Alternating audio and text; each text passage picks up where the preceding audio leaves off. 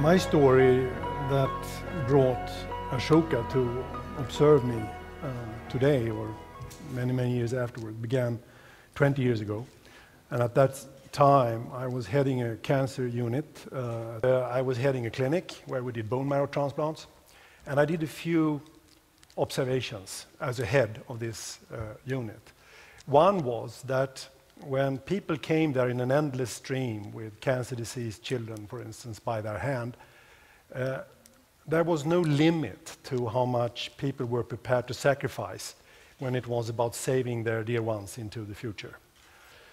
Society at large is phenomenal when it is about mobilizing the resources it takes to save one patient suffering from cancer. There is almost no limit to that either. Another observation was that the same population and the same species, being that wonderful when needed, was ruining its own habitat outside the walls of the hospital. So we were destroying the social system at the global scale, and we were destroying ecosystems at the global scale. Another observation was that the scientific community did very, very little about bringing about a comprehensive big picture to community at large. So decision makers in politics and in business were more or less left without support for how to make decisions. So I understood intuitively that we need a framework by which executives can define sustainability so that they can ask the right questions to experts that know their fields but who are amateurs on leading big organizations. So I sat down by the desk, 88, and wrote a beautiful consensus document with myself. I had complete consensus as a cell scientist that this is how the world works. These are the cycles of nature with the sun and everything, and this is sustainability, and this is how we can cooperate, and this is the self-benefit of it. And then I sent it to the most well-known scientists around me. And for one professor to get the proof from another, it is irresistible to try to find all the flaws. So they all did, and it came back to me loaded with red ink. And instead of giving up, I edited a new version. And the intent was to send this consensus report to every Swedish household and every school, because they had never ever got anything that scientists agreed on. On the contrary, they had only got controversy.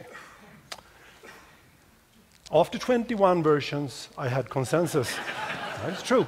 That was how it all began. And I was using a few pieces of knowledge that I intuitively understood could be interpreted into sustainability.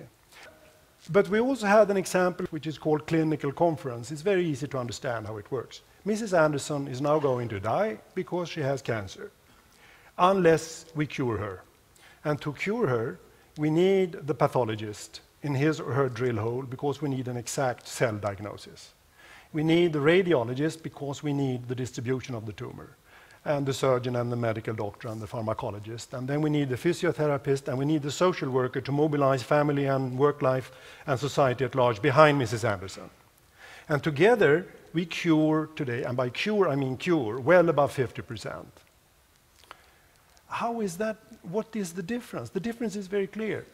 In the heads of all people around that table, they know at an exact level what cure of cancer means. All these special groups knows it. And not one of them can cure her on their own, but together they can do it because they have a shared mental model of the game. What does it mean? It means that they project a healthy Mrs. Anderson ahead of them. And this means that they have got rid of the last cancer cell in her body, killed that, without killing her. Two principles that must be operative at the same time. And today, the patient is the global civilization suffering from the deadly disease unsustainability.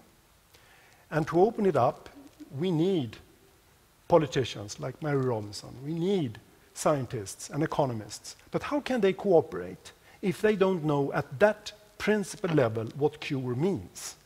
At the end of the day, we have to make decisions with regard to infrastructural investments, heavy investments in different kinds of energy systems, and so forth and so on. And if we cannot define sustainability, we cannot model the route to get there. And in the wake of 20 years' journey down this road, we have so much knowledge to disseminate out there to decision makers. And I didn't know how to do that. And then Ashoka caught sight of me and Paul O'Hara and said, maybe you need some help. And I said, yes, indeed.